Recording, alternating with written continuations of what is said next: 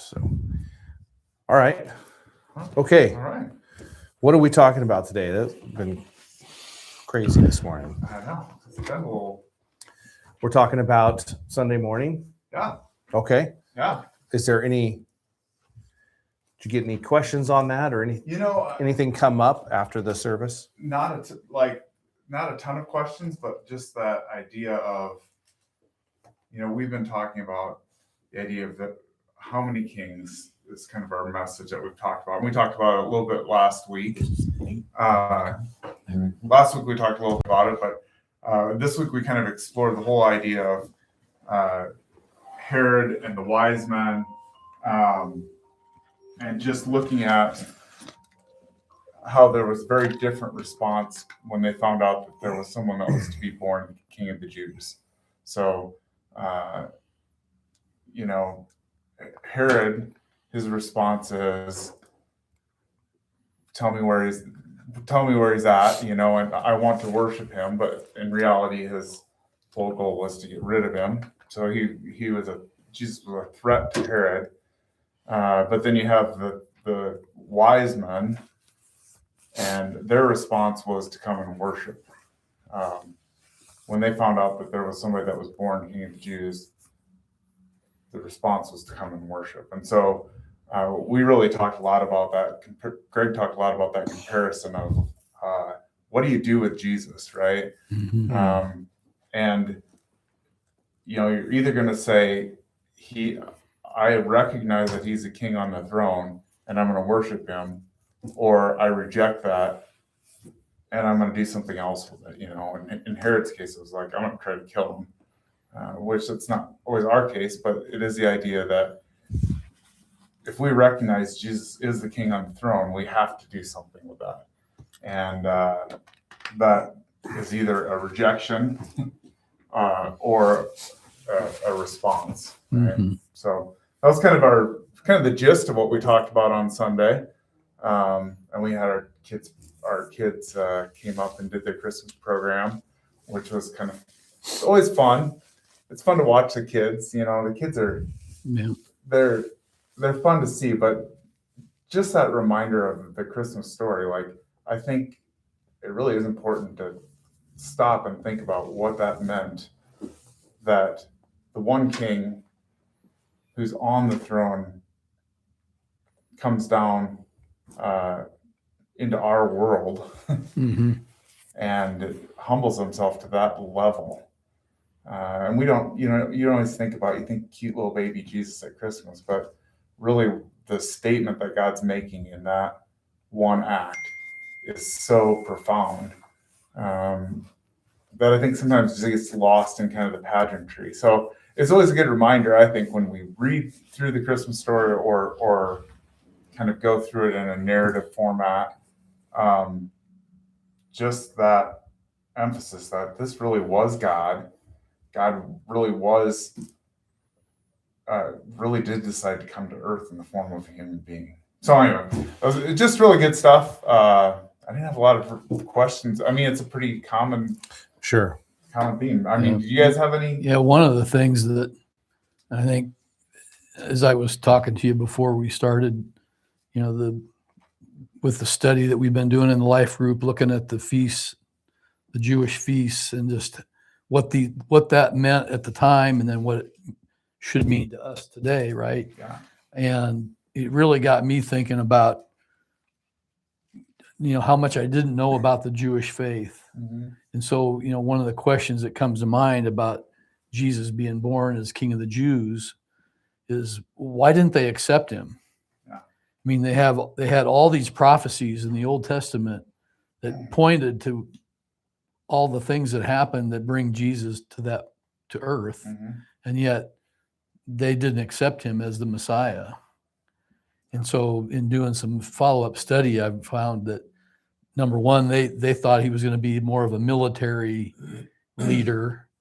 And that the other big thing that, again, this is me just doing some really high-level study. So if I'm off base here, guys, tell me. But they also didn't think that God could become man, that God was God, and that And so you see that in the story of Jesus, how when he claimed to be the Son of God, that's blasphemy, right?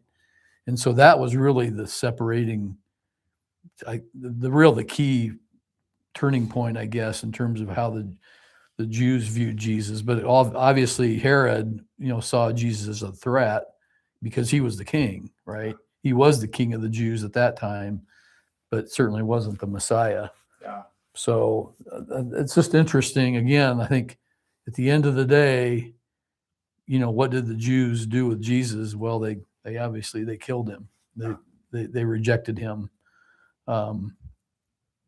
So, Well, and I think about why Herod wanted to find him. Well, because he challenged. I mean, he challenged Herod's rule and who Herod wanted to be, and then he also challenged the religion of the day. I mean, he challenged them and their religion, right. and they didn't like that. They didn't like the challenge. I mean, and we all fall into that. I mean, we don't want our way to be challenged. There's religion across the entire world right now that doesn't want Jesus Christ to challenge what they're doing, or not doing. And I see it all the time in America. We are very, very stuck on a lot of religious practices that we do, and we don't want to get out of those. And if Jesus was to come in person right now and say, I think there'd be a lot of pushback right now. And there's probably a lot of things we're involved in on a daily basis, all of us. Jesus would be like, stop that. And we'd be like, oh, no, we're not going to accept that. So, I mean, it happened then. It happens now. Right. And so, and I'm right there with it. Like, I think about that quite a bit. Like, what am I, when I'm convicted on something, do I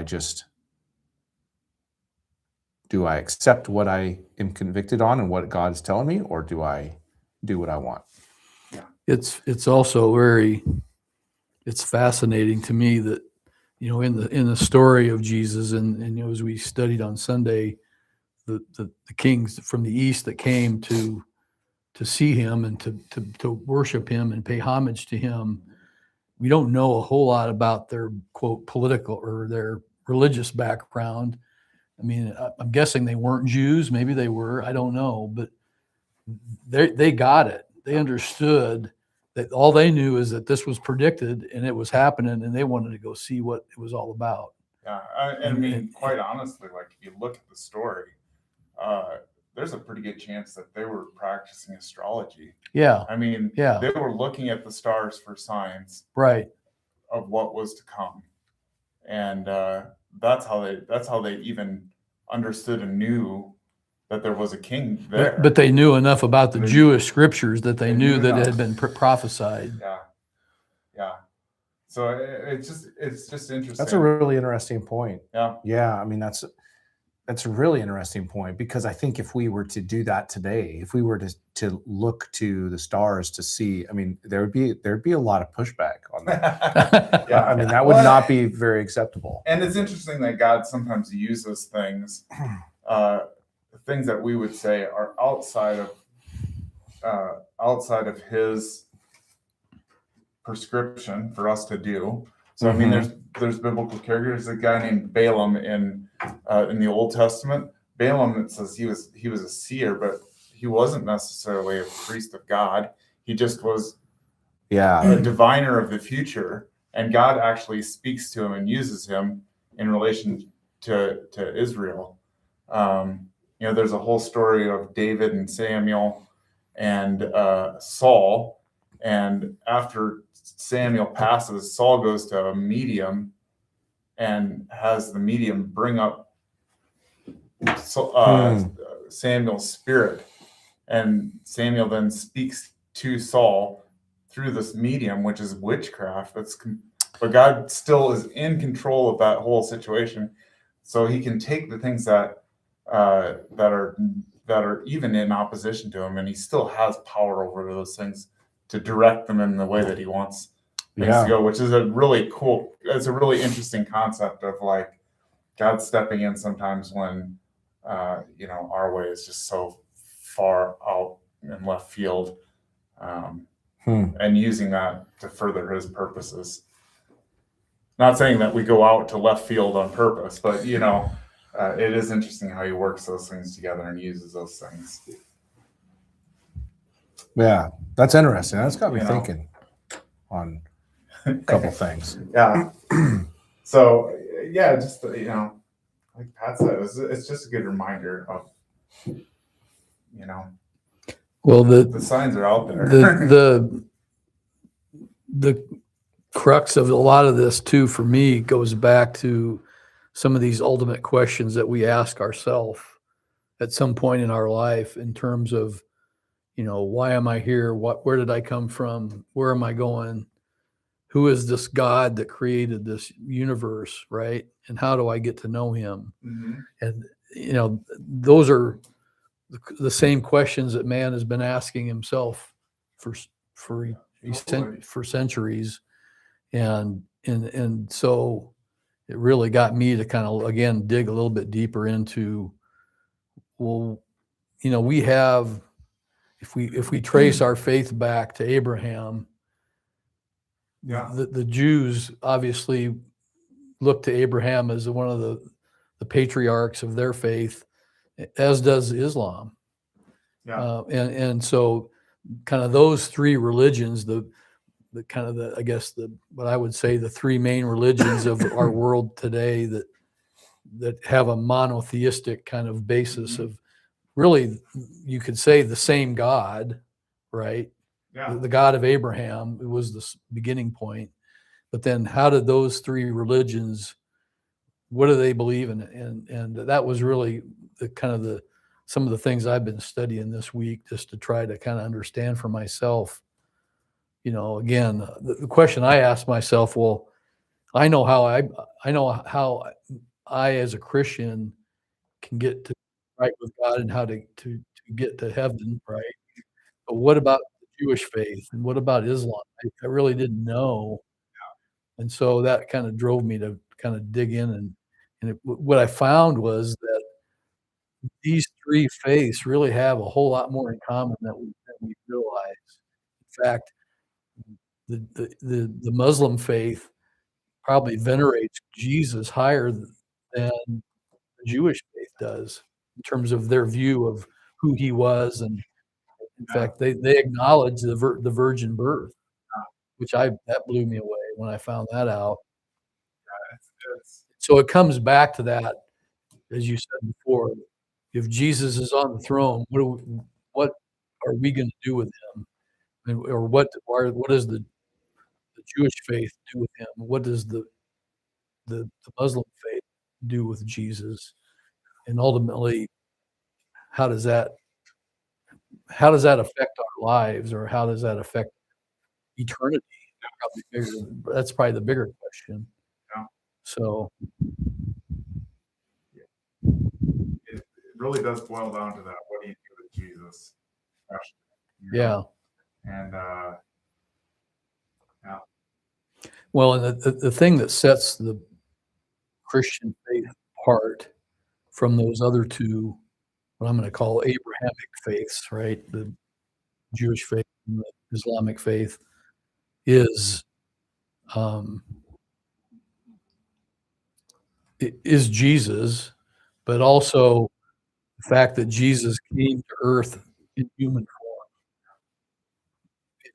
Both of those other faiths, well, the Jews view that as blasphemy. I'm not sure how the Islamic faith views that question, but those two faiths also are very much works based. They say at the end of day of judgment, God's going to take your good deeds and your bad deeds and put them in the balance, and if bad deeds outweigh the good, then you're going to be punished. Whereas if the righteous deeds outweigh the bad, then you're good to go. And I'm putting that in very generic terms, right? And it's just an interesting progression, and it really shows how human beings can take what God's designed, and obviously the enemy has hand in it, but how they can twist that Right. to mean something else. Because if you look at Abraham's faith, Hebrews talks about how Abraham's faith is what justified him before God. Right, It that's wasn't all the stuff that he wasn't earning it. Yeah. Which made him but righteous. The Jews then took that and they started saying, "Oh, wait, we somehow have to earn this," and they've then fit works into it, because we always want to feel like we've got some control of Right. of where we're headed, and if we just do enough good stuff, it's and really you think about it, that's the basis of almost all religions.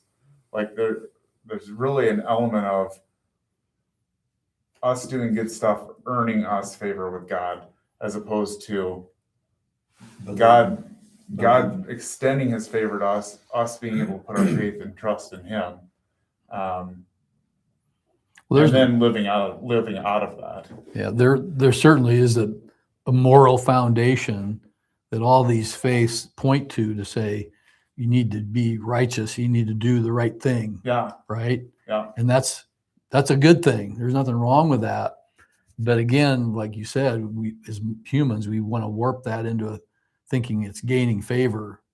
And some religions do believe that, right? But I think again, you go back to how the Jews, the whole story of the Old Testament is just this cycle of repentance, of seeking God and then rejecting God and falling away. And then they do it again and they do it again, to the point where it's just like, what's wrong with you? Don't you get it? Don't you get it? Yeah. And then Jesus, then he shows up, and that changes the whole narrative. Yeah. Because now all of a sudden he's taken that burden. And that's the beautiful thing of Christianity and it's probably the hardest thing it was the hardest thing for me to understand when I came to faith, was just how can it be that simple, by simply putting faith in Jesus, that he takes my penalty for my sin. Yeah. It's a beautiful thing. Yeah, this is probably, I don't want to open up a crazy can of worms. Okay. Small can of worms. Just a Fine, small Just a one. small one. I've been thinking a lot about what it means for the Jews to be God's chosen people. Mm-hmm. And when I read the Old Testament, there's a lot in the Old Testament, and the feasts are some of those, where, to this day, they celebrate those feasts.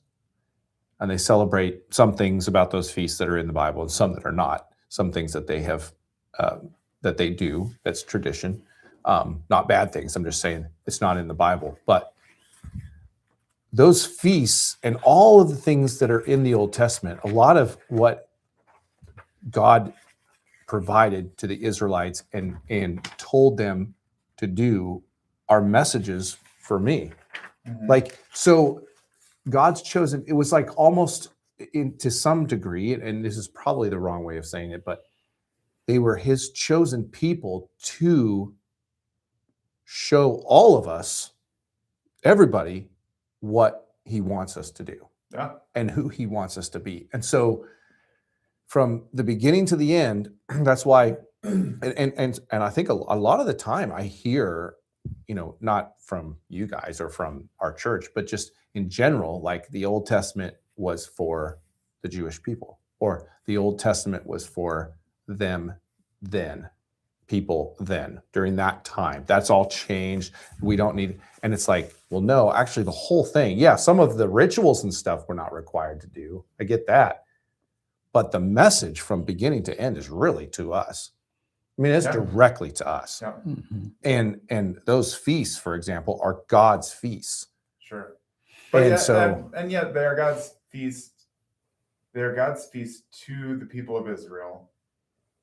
And that carries meaning for us today.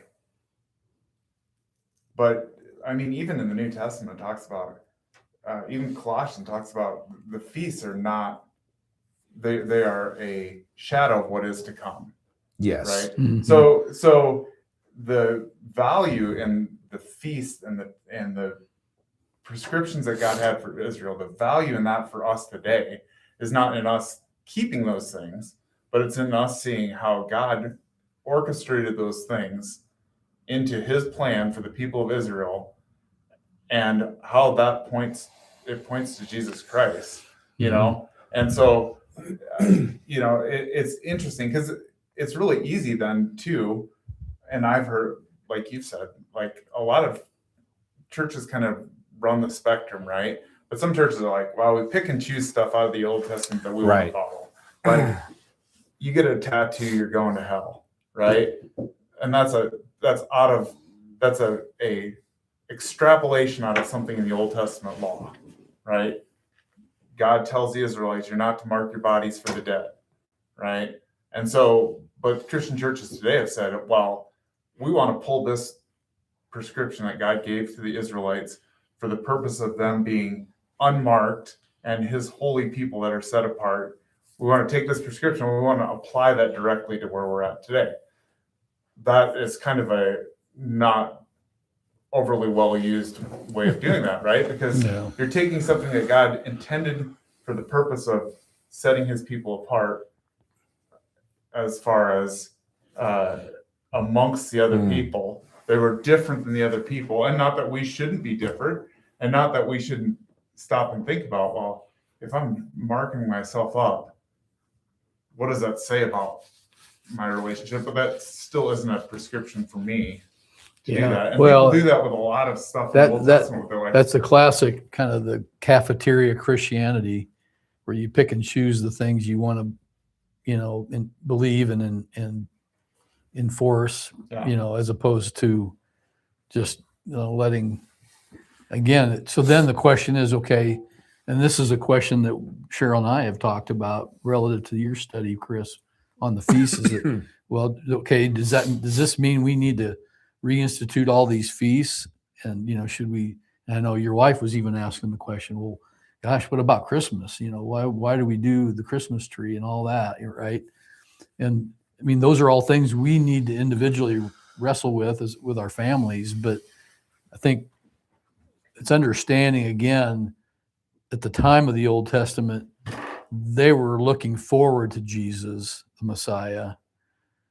We're fortunate that we're looking in the rearview mirror. We're looking at the Old Testament in retrospect and saying, okay, how can these feasts now apply to my life today as a Christian, right?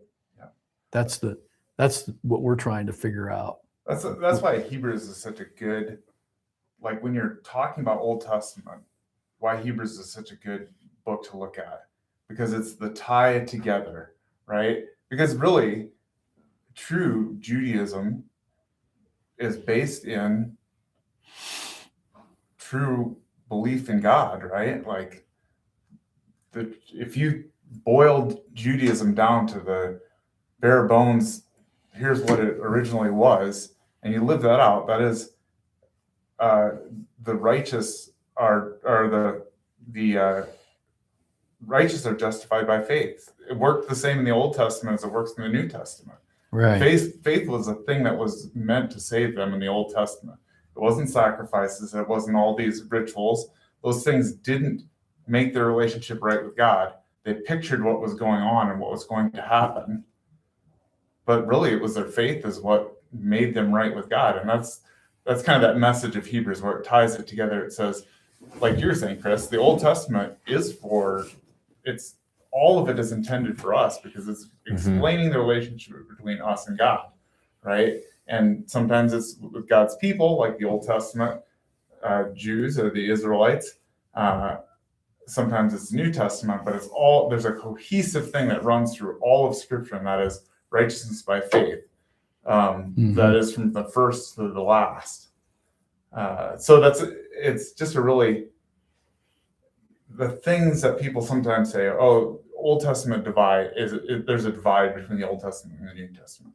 No, it's a continuous story. It feeds into each other. It's a lead in and it's a climax, and then it's a looking forward to the end, And so, it's just interesting to think, how do those things fit together? Because they do fit together. God put those things into the practices of the Jews for a specific purpose. Right. Well, and it does point to the future though too, right? I mean, Sure. it points to that wedding feast. Yeah. Right. And that's why, I have been, Mandy and I have been talking about it. Yeah, we've been talking about probably the same like you and Cheryl, and that is because like we're not saying, okay, well we have to do these things, like these Mhm. are required for us, but at the same time, God makes it clear throughout that we are training, that we are preparing ourselves for that time when we are with Him, and our Roman calendar is not doing that. Our Roman calendar is not preparing us for that time with God. And so while I stop short of the requirement word, at the same time, Paul says, keep the feast. Now he says with, uh,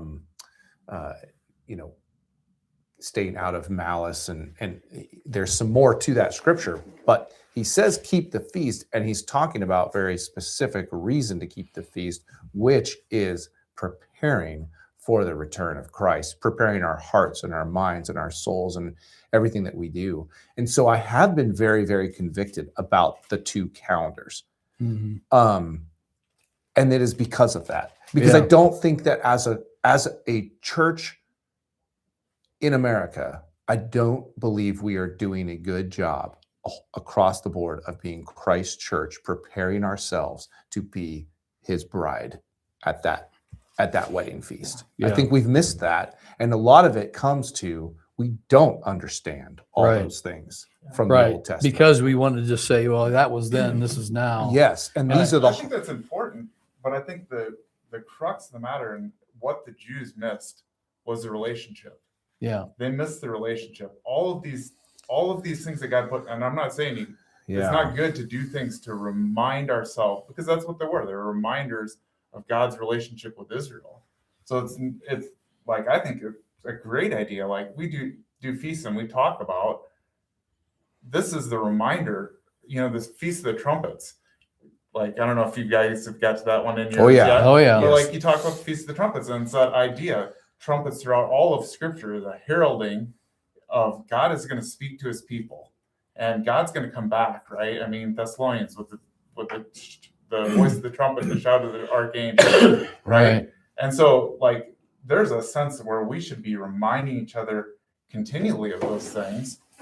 But I think there's we have to be really careful about how we do that in relation to, because that's what the Jews took the feasts that God prescribed for them, and they added a bunch of stuff to it, which Sure. whether or Yeah. not they added, that's fine. Mhm. Because some of the additions are really good reminders of but eventually they lost sight of what the feasts were about, and they did the feast even today. They do the feast kind of for the feast sake and Yeah. try to remind themselves of history, but they have lost the purpose of what the feasts are, and they are pointing us towards this relationship with God. And I think the traditions and the practices of the church, to me, they're important, but they're less important than the relationship. And I think a lot of people get hung up on how do we do it the right way, instead of the idea of like, how do we have a relationship with God? Yeah. Right. Like I think He cares less about we keep these rules, and that's where the separation from the Old Testament and the New Testament kind of comes in, because when God prescribes things in the Old Testament to the Jewish people, He's using them to picture what's coming ahead, right? So that there's some tough passages in Scripture when Joshua goes into the land and God tells him, wipe out this entire people group. What do you do with that? What do you do with that? I mean, I mean, we could have a whole podcast on that. What do you do with that? Yeah. But if you really look at it, God understands that these people that are living there, and it says before the people entered the land that their wickedness hadn't come to full. I forget how the Full phrasing wickedness. is. They hadn't got there yet. But once they got to a certain point, God said, look, any people that are left behind from this group are going to lead this people astray, away from me. And but we don't follow that practice now of like, and the Jews after that point didn't follow that practice of like, oh, we got to wipe somebody out because they don't. These are all lessons for us, though, just to try to better understand the depravity of our nature, Yeah. right? Because, like we were talking in the feast of the unleavened bread, you know, where they come in and got to sweep the house clean, right, to get rid of all the leaven. Again, it was a picture of getting sin out of your life, but you're never going to get it completely out, right? The only way you get it completely out is through Christ. Yeah. And that whole feast was kind of pointing again forward to what Christ was going to do. And I think, you know, again, it's this human nature cycle of, I always want to make it about what I do and not about what God's doing for me. You know, James talks about it in the book of James about faith without works is dead. But, well, does that mean that, you know, my works is what saves me? No, that's not how it works. But so again, how do we find that balance? How do we, you know, try to address the lessons of the Old Testament and the feasts in the context of our current culture and view of God and of Christ, right? I think that's something we all have to just wrestle with, right? Well, and you mentioned that they had lost the understanding of a relationship. Yeah. I think we do the same thing. Oh, totally. Yeah. We just do it with our own traditions and our own, and that's where I'm convicted, because Oh, yeah. I believe that our holiday schedule, which is just is the pagan way of saying holy day, so our holiday schedule is ours, and we are stuck on that, and we have lost the understanding of a relationship and what a relationship with God looks like. Yeah. That's where I'm convicted. Yeah, I think you're totally right. I mean, you talk about, you know, I know like we had some students back several jobs ago when I was a youth pastor, and they referred to themselves as creasters, right? Because Creasters? the only time they went to church was Christmas. Oh, I Easter, see. Right? Okay. And we kind of have said those are our holidays, but there's so much, we've so lost the idea of like, why is it that we actually even celebrate those days, right? And it's really not about why do we celebrate those concepts? Right. Like, why do we celebrate the concept that God? Because it was the Roman calendar. Like yeah, I mean, Chris is saying that it got forced upon us by the early. Roman calendar kind of throws a wrench in there that, you know, there's some very specific meaning in the times when God scheduled the feasts. But really, I mean, does it matter what day you celebrate Christmas on? No, it shouldn't. If you're celebrating Christmas in the sense of saying, but if you don't have it on a certain day, then you don't know when Amazon's right? sale's going to be. Well, but that goes to what Chris is saying. That's overnight now. Yeah, we've lost sight about what that is every day, right? We've even the good stuff, you know, the whole like giving of gifts. Like the idea behind that is we were given a gift. And so we're reminding each other of giving gifts. But when's the last time at Christmas, and I'm saying myself included, when's the last time before we opened our gifts, we said, hey, family, the reason that we're giving gifts to each other is because we were given the ultimate gift. And we don't stop and assign any meaning to the things that we're doing sometimes. And it might be in the background or an undertone, but I think that's, to your point, that's where I think we fall short of, like, whether we celebrate the feast in the Jewish calendar or we celebrate the feast in the Roman calendar, or we celebrate however we celebrate it, if we've lost the meaning of what they're about, they don't. Sure. Then it's just a ritual. Yeah, and I mean, yeah. and God even talks that He's, you know, in Malachi where he's like, I don't want your grain offerings. I don't want your burnt offerings. Those things mean nothing to me because your heart's not with me. Right. Yeah. And that's where I'm like, I think that's the thing of, if our heart's with us, with him, then when we celebrate these things, we're celebrating them looking forward. We're understanding the significance of it, and they really are something that carries meaning and helps us in our walk with the Lord, right? Mm-hmm. And if we don't, we don't. And that's kind of the anyway. Well, this is kind of a hot topic. No, Yeah. it's good. That's a good discussion, right? You almost put me to tears on how you're looking at things, giving gifts. My family's kind of got away from gifts. We don't need just to exchange things back and forth. It's pretty much a wash. Sure. But I think we've all lost sight of the things that you guys are discussing. I know my family knows nothing about the feast and the trumpets and the true meaning. It's just, we've all, like you said, we've all gotten so sidetracked with life. None of us think about the true meaning of getting closer to God. I'm pretty silent.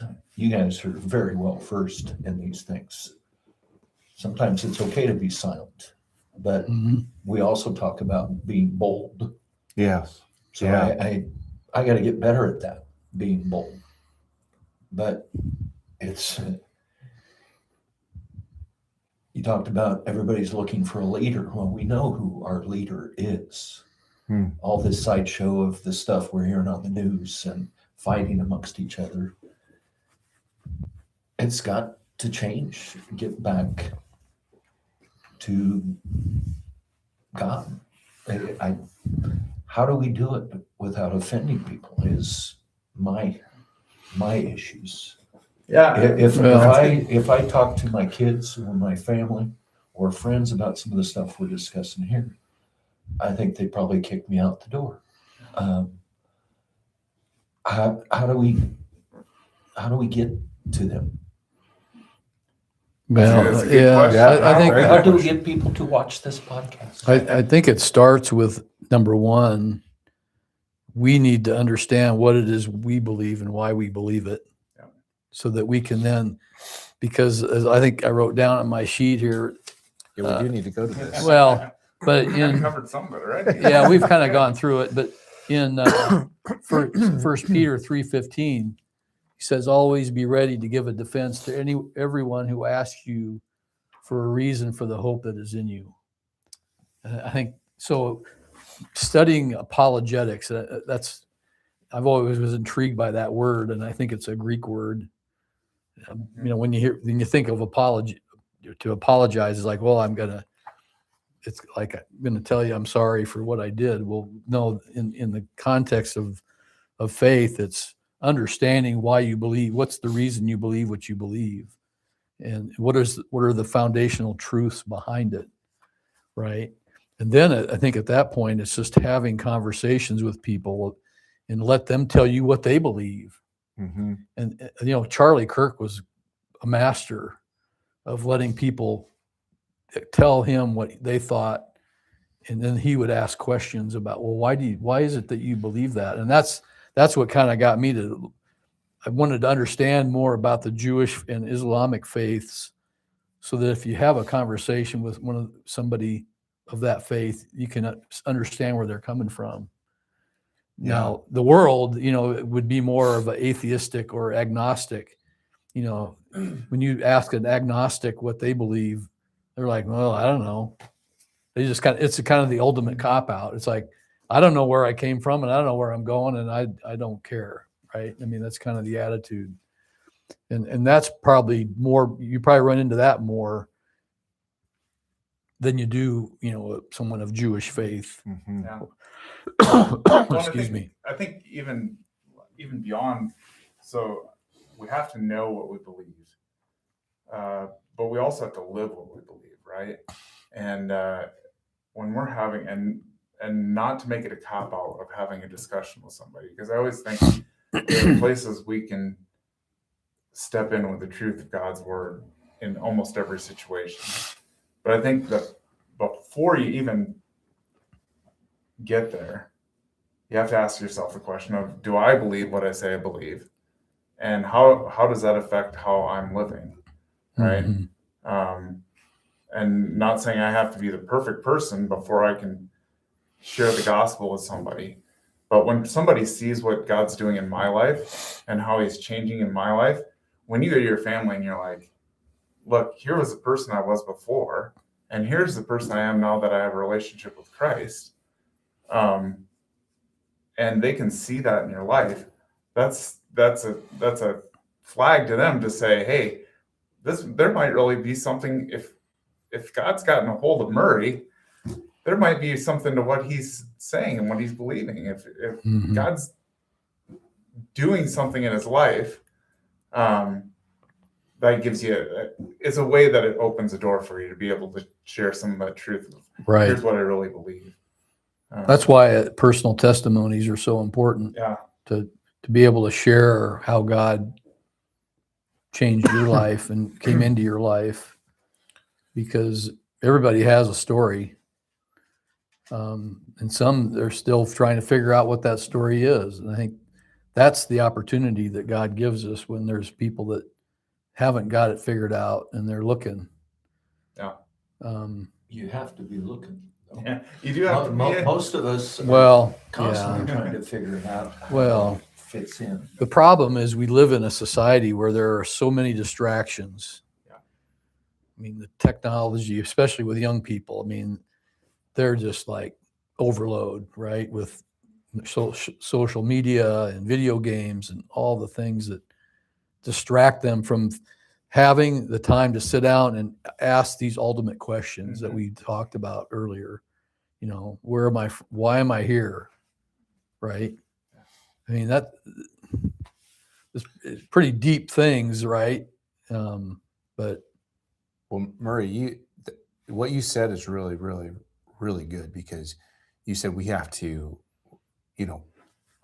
I'll add, reading God's word, because you were saying we've got to learn, we've got to know, we've got to seek truth.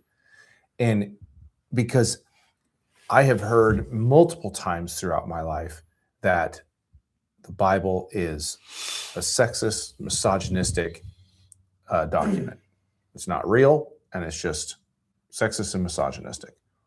It's not by any stretch. In fact, natural selection is way more sexist and misogynistic than anything else, because that is all about you. And if you are a man, it is definitely and Darwin was very clear about his hierarchy of man versus woman, and how woman was barely above that of a dog.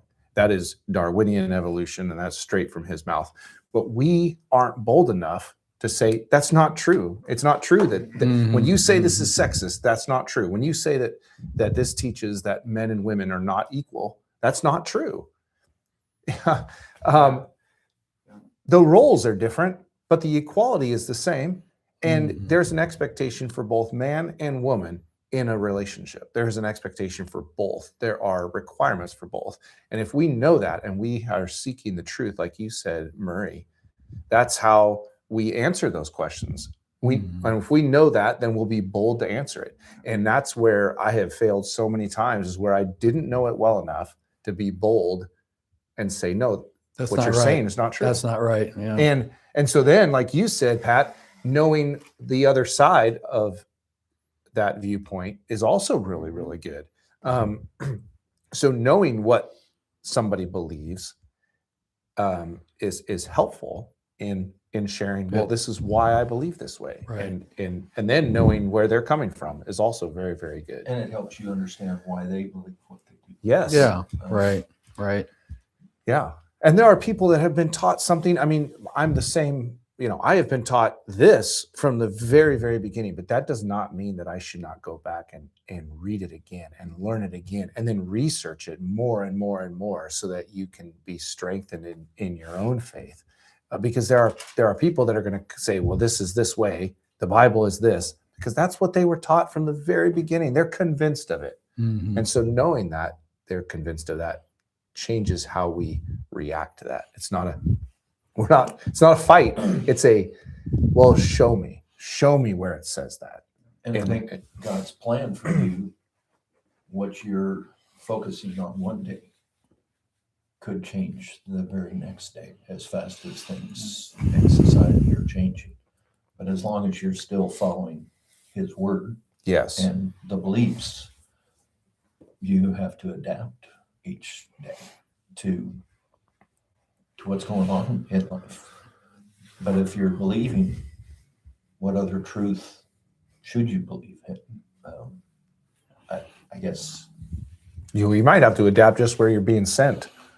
Yeah. Because God might send you here one day and send you over there the other day. So Well, I think that we need to understand that every moment of every day, God's putting an opportunity in front of us to share Jesus Christ, and it's not just beating people over the head, but it's taking advantage of those divine opportunities that or not divine appointments that He gives us to engage with people, and like you were saying, Nate, not only does God want to have a relationship with us, but we need to have relationships with other people before we can share the truth with them. man, that's a And really so good that, point. we get in a hurry, I think, as Christians sometimes, and wanting to try to, take them right to, John 3:16 without having a conversation first and getting to know somebody. Yeah. I remember, Like myself. I remember before I was saved, there was some friends of ours, a lady who was a nice, this wonderful Christian woman who came alongside our family, and she invited us to some church things. And so I'm at this church thing, and I'm as lost as the day is long. And this guy comes up and says, "Are you saved?" And I'm like, "Well, I'm not sure. I guess so." But it just, he caught me off guard, but it got me to stop and think, well, what does that really mean? Saved from what? Yeah. Right. And, it was through us, it was probably 20 years later before I came to know Christ. Well, it wasn't that long, probably 15 years. But anyway, there's times where we plant seeds and we don't even know it. But we want to try to get right to the, hey, let me baptize you. Right. I mean, as opposed to just letting God work. And, so, like with your family, that's all you can do is plant seeds and water them, and then God will cause the increase someday. And knowing that we are here for such a short time, it's basically instant when you start looking how long. Yeah. In the scope of eternity. Millions and billions of years. It's not even an instant. It's you better make the best of it, because it's going by very quickly at my age. It's going even quicker. It goes faster the longer you're. I wish I would have met you guys 40 years ago. But All in God's timing. yeah, it is. I was really little. You're just- I was just a little guy. I don't know how much help I would have been to you, Murray. But that's the problem. Most of us really don't know how much help Jesus is.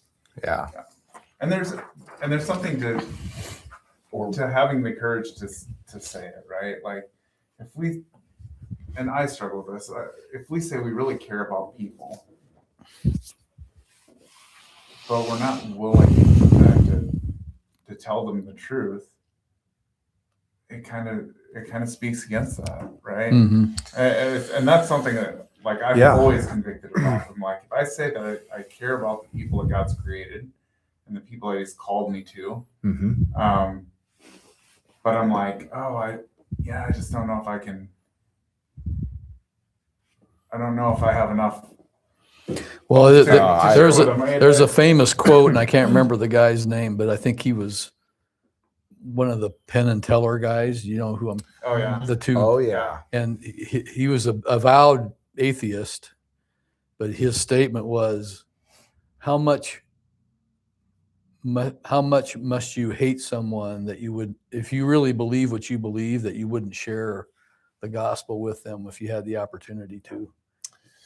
Yeah, I've heard that before. And I'm probably it's- saying it wrong, but it's very I'm convicting. paraphrasing. It's very convicting how, well, somebody who is an atheist can convict you. Yes. And I am convicted by that statement. And, Yeah. and it is not, we are not a part of some of our own personal exclusive club.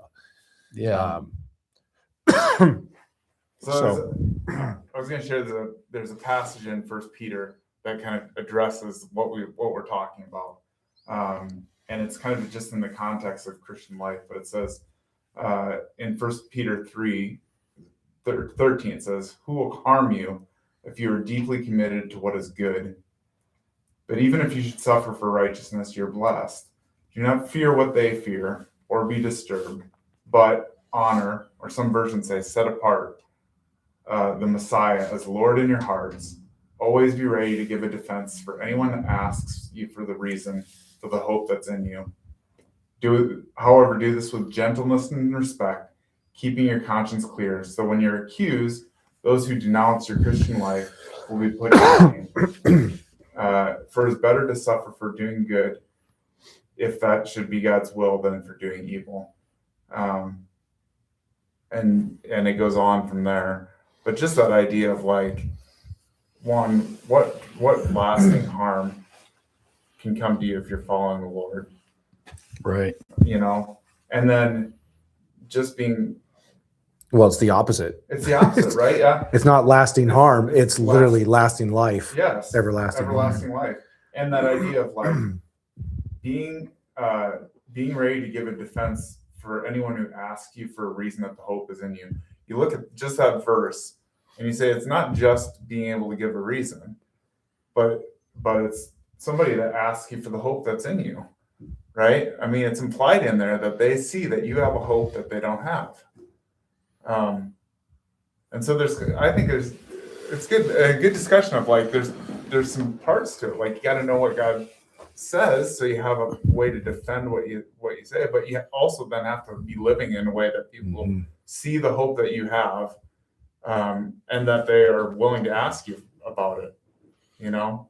And then that whole part about gentleness and respect, like, going a long ways too. And I think some Christians kind of omit that in the sake of saying, Yeah. well, I've got the truth and now I'm going to beat you over the head with it. Right. And that's not really what it's saying either. It's saying, yes, we should be sharing the truth for the hope that's in us, but we're doing that in a way that's gentle and respectful, and we're living in a way that people are like, you've got something that I don't have. Yeah. I remember, again, because Cheryl and I came to know Christ in our midlife. And so we lived a lot of our time together as non-believers. I mean, we were going to church, but we weren't saved. Okay. But it was, I remember we would, in retrospect, we would talk about different people that we look back and say, well, they're Christian. I know they were Christians, or I know they're a Christian now, but at the time I didn't. Mhm. But I remember saying, why are you always so happy? Or why do you always have such a good attitude? And it was just like, yeah, I just, you know, and, Yes. you know, the one person in particular would share his faith with me, and he was faithful. And when we came to know Christ, he was like so excited. He was just like, yes, I knew I was been praying for you guys. And it was like, but what you're saying is true. We could see something in those other people that was like, I want that. What is it that you have that I could, that I want? And the key in that is they were praying for you to make that leap. Yeah. So maybe Well- that's how we start approaching people. Just when you hear the negativity, the Debbie Downer stuff coming out of their mouth, and you have a relation started with them, maybe you just ask like you did to me at church on Sunday, Chris, can I pray for you? But I think the pride gets in the way. I don't know why I didn't accept you getting a bunch of guys and praying for me because of the tinnitus or whatever it's called for the ear ringing. It just caught me off guard. I think I've only had somebody ask to pray over me 3 times in my life. And it brought me to tears every time. So I think that's part of being able to accept it, not let your pride get in the way and just say, oh, I'll work this out myself. Well, we're not But used to it. But no, Yeah. really is. We're not. But is it Yeah. again to introduce people to what you're thinking? Hey, just let me pray for you. For sure. Is there anything For sure. I can Yeah. pray for you for? Mhm. Yep. It Yeah. shouldn't offend them. No, and But the it Bible does. talks I about mean, us I coming was- together I and was doing like, it. whoa, you Well, yeah, because we're in our society, or at least in our current culture, that's kind of weird. It's looked on as weird. And then it becomes less weird when you, I guess, more you do it, I guess. But But that's anything. sure, but the Bible talks about doing it, and so it's it's probably something we need to get Better at doing it. better at doing. Right. Yeah, I'm being Right. open about it because I'm the same way, Murray. I'm like, I'd be caught off guard too, Yeah. But that's where we can rally around each other. That's and that's a great thing for our church. Our church can rally around each other. That's the whole point of suffering with each other, which is like, that's what Christ calls for us to do, is when someone is suffering through something, we're right there next to them and we feel it too, just like the Good Samaritan. We Mhm. feel in our whole body, in our soul, in our guts, we feel what the other person feels. Mhm. And I've got myself, when people are really down and out or grieving because they've lost someone, I've prayed that some of that pain can come to me. I'll deal with it. Just take some of that load off of me. I don't know if I'm assuming he's answering prayers because I got a lot of aches and pains. Yeah. But I don't know if that's the way to look at things or not. It's Yeah. more about you're thinking about them you're praying for. Maybe I'll get away from having it come to me. I don't know. And the great thing is, like, it doesn't have to come to anybody because Christ has taken it already. Yeah. It's like Right. when it says he's a man of sorrows, like he understands. Like Right. we have a God who understands what it's like to be a human being, understands what it's like to have loss.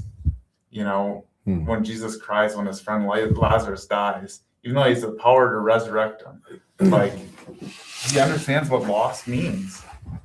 He understands what pain is. He understands all of these human emotions because he was one of us. Sure. And Mhm. that's what we're celebrating in December anyway. So kind of good comes back around. I have a kind of a full circle verse here for us just to kind of maybe sum things up. Talking about, how we get caught up in these rituals and I got to do this and I get, to get right with God. But in Psalm 51:17, it says, the sacrifices of God are a broken spirit, a broken and contrite heart. Oh, these, God, you will not despise. And I think when we talk about, like, what do you want from me? Right?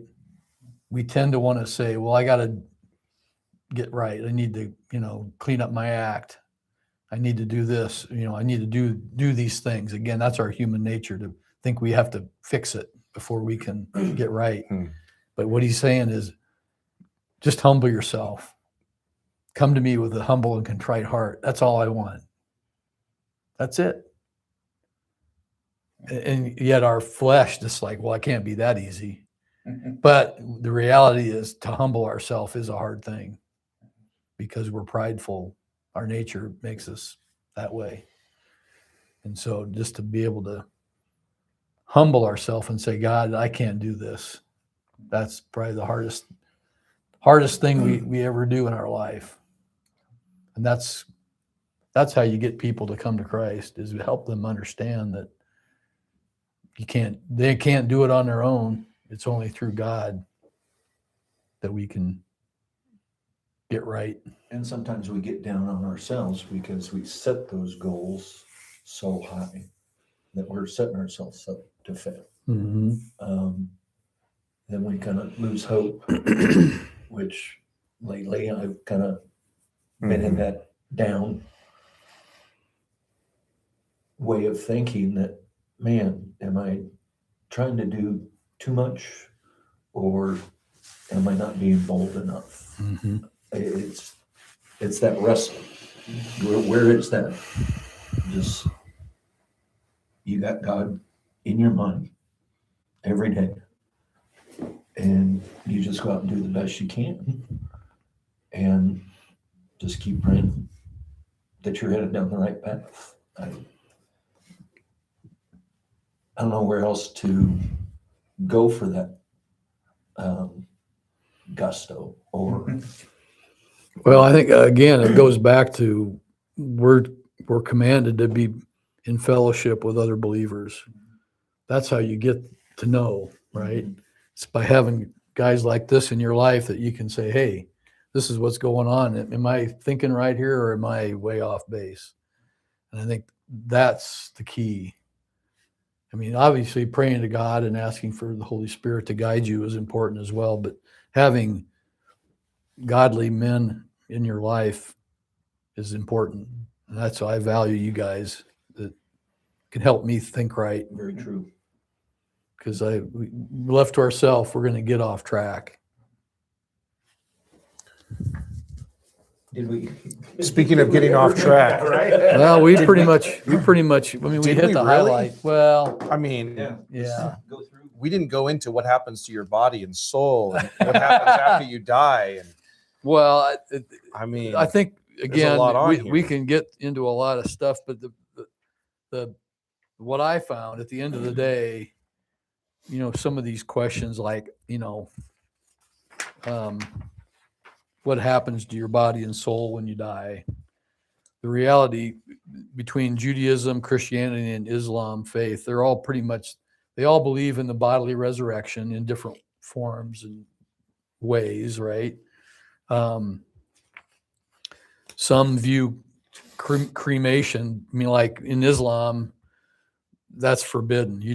Because they believe in the bodily resurrection. yes. And Judaism is the same way. Whereas in the Christian faith, depending on which denomination, again, Well, I've been going down. Oh man, that's another road I've been going down. yeah.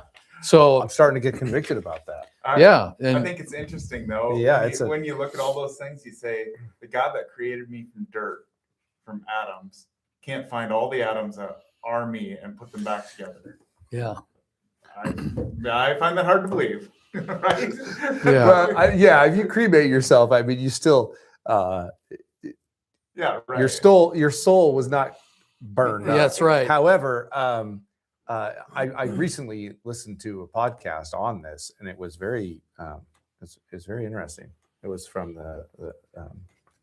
from Veritas, the Veritas. sure. They did a podcast on it, and I found it to be very, very interesting. Yeah. But they had some really, really good things to say, Yeah. all from Scripture. Yeah. That's a. I guess that's The other that's thing a I better found topic, no fascinating pun is intended. that both in Judaism and Islam, they have this kind of what they would call, I guess, in the Catholic term, purgatory, a Yes. place of waiting, or a realm of judgment. And so then, whereas again in Christianity, when we die as believers, we believe we go to be with Christ. And I mean, this is a new thing that I just realized, that talks about the first resurrection and the second resurrection. The first resurrection is those who were the martyrs and those who were believers. The second resurrection is those who were not, that are then brought to the throne of judgment. Mm-hmm. And so that was kind of a new thing that I hadn't really known of before as I went through that. Judgment is purgatory. No. No. No. And then there's the verse of the sea will give up its dead. Mhm. There's some very interesting verses on Yeah. that, and souls coming out of the earth. So Well, and I don't claim to understand it all. And in the new Just- heaven and the new earth, there is no ocean. Mm. I don't know if you knew that. I thought that was interesting.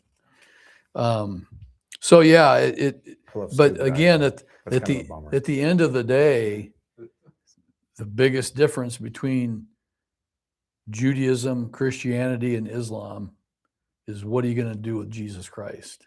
That is the point of demarcation, or the fork in the road, if you will, of, is Jesus Christ your Lord and Savior? Now, I also found it interesting too that in Judaism they believe that everybody kind of goes to heaven, and there's like different levels of heaven. But and then you're judged again based upon your good works and your bad works. Whereas Christianity, you're either going to a good place or you're going to a bad place. And Islam is the same way. It's either you're here or you're here. There's no like middle ground. Between, yeah. Because people would say, oh, Christianity is very judgmental. It's like, but that's what God tells us, right? That's what the Bible tells us. So again, it was very interesting to kind of understand better where these faiths that have their roots in Abraham and where they ended up. And again, Christ is the difference, as we all know.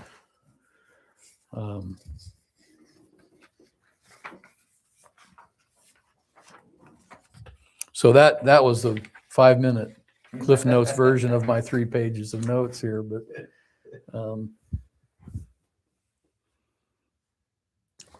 Yeah, there's a lot you can.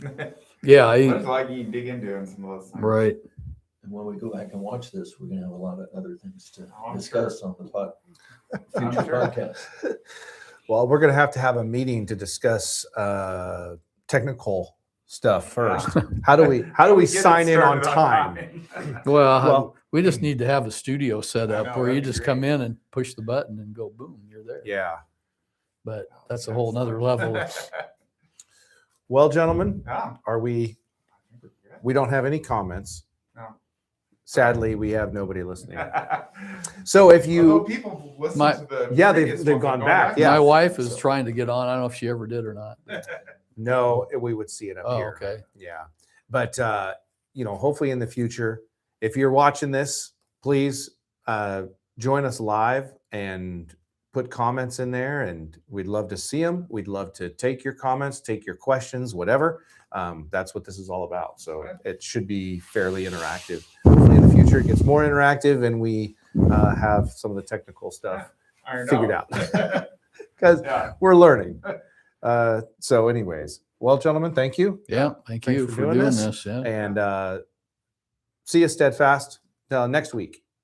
Bye. We could just go set up here at Hy-Vee and just have this conversation in the Hy-Vee.